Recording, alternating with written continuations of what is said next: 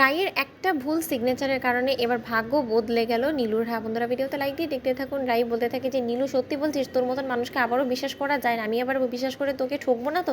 তখন নীলু বলতে থাকে যে দিদিভাই, তোর যদি আমার কথা বিশ্বাস না হয় তুই প্রয়োজনে এই ডকুমেন্টটা আবার পড়ে দেখ না। তখন নীলু মনে মনে ভয় পেতে থাকে, বলতে থাকে যে একবার যদি রাই দিদিভাই ডকুমেন্টটা পড়ে ফেলে তাহলে তো ধরে ফেলবে যে আমি ওর নামে থাকা সকল প্রপার্টিটা আমার নামে ট্রান্সফার করতে চলেছি। হায় ঠাকুর, তুমি এই যাত্রা আমাকে বাঁচিয়ে দাও।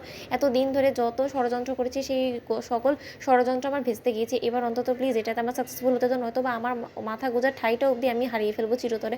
অন্যদিকে রাই বলতে থাকে যে না, তার আর প্রয়োজন পড়বে না, কারণ আমি মনে করি না যে তুই আর আমার কোনো রকম কোনো ক্ষতি করার চেষ্টা করবি, কারণ তুই যে ক্ষতি করে আমার যে সর্বনাশটা চেয়েছিলিস সেটা তো অলরেডি তুই হাসিল করে ফেলেছিস। তুই আমার এবং অনির্বাণের বিচ্ছেদ চেয়েছিলিস আর সেটা তো তুই অলরেডি করে ফেলেছিস। তাহলে এবার আর আমার হারানোর কোনো কিছুরই ভয় নেই। তাহলে আর আমি কেনই বা তোর উপর এরকম সন্দেহ করতে যাবো বলতো? আর যতটুকু অবধি তুই পরিবারের কথা বলছিস, তারা তো স্বাভাবিকভাবে তোকে ভয় পাবি, কারণ তুই এতদিন ধরে যে অপকর্মগুলো করে এসেছিস। তারপরে তোর মতন মানুষ কার যাই হোক না কেন, অন্ধের মতন বিশ্বাস তো করা যায় না, তাই না?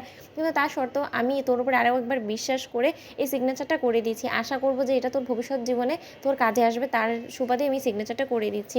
অন্যদিকে রাই বলে থাকে যে করছিস দিদি ভাই, কর কর, কারণ তোর এই একটা সিগনেচারে আমার গোটা ভাগ্যটা বদলে দিবে। কারণ তুই যেখানে কিনা আমাকে বাড়ি ছাড়া করার জন্য আমার গোটা পরিবারকে আমার বিরুদ্ধে করে দিয়েছিস, এবার তোরই বরের গোটা পরিবারকে আমি পথের ভিখিরি বানিয়ে আমি সেই বাড়ির মালকিন হয়ে যাব। তাহলে তুই বুঝতে পারছিস যে তুই নিজের হাতে কত বড় একটা ভুল করতে চলেছিস। তোর একটিমাত্র সিগনেচারে তোর শ্বশুরবাড়ির গোটা লোকেদেরকে আমি পথের ভিখিরি বানিয়ে দিতে পারবো। এর থেকে বড় সুযোগ কোথায় পাবো বলতো? আর তোর হাজার লাখ চেষ্টা করা সত্ত্বেও তখন আর তুই কোনো মতে এই প্রপার্টি আমার কাছ থেকে কেড়ে নিতে পারবি না। তখন আমি দেখবো যে রাই দিদিভাই, তুই এবং আমার গোটা পরিবার কি করে আমার সাথে উঁচু গলায় কথা বলিস, আমার উপরে চিৎকার চেঁচামেচি করে আমাকে ঘাড় ধাক্কা দিয়ে বাড়ি থেকে বার করে দেওয়ার হুমকি দিস।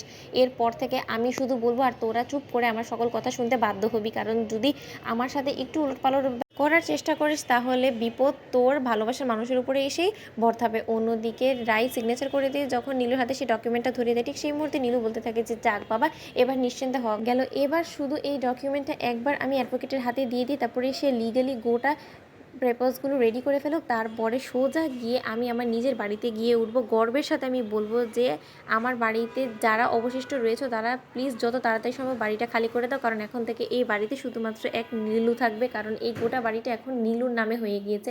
তখন আমি দেখবো যে রাই দিদিভাই, তোর মুখের এই হাসিটা ঠিক কোথায় যায়? তখন রাই হঠাৎ করেই বলে উঠে, আচ্ছা নীলু, তোমাকে একটা কথা বলতো যে আজকে সন্ধ্যেবেলা আমি তোকে যে 24,000 টাকা দিলাম সেটা তুই কী ব্যবহার করেছিস? কারণ তোর পিছন করেছিলাম আমি।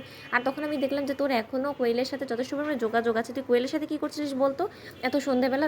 তখন নীলু বলতে থাকে যে আসলে আমরা তো পার্টনার ইন ক্রাইম, তাই অভ্যেসটা আসলে পরিবর্তন করতে পারিনি। তুই ভাবিস না, এখন আর নতুন করে কোনো চক্রান্ত আমরা করছি না, কারণ করে লাভই বা কী হবে বলতো? তুই তো বললি নিজের মুখে যে তোর হারানো কিছু নেই। তোমাদের ভিডিও ভালো লাগে, সাবস্ক্রাইব করতে ভুলো না।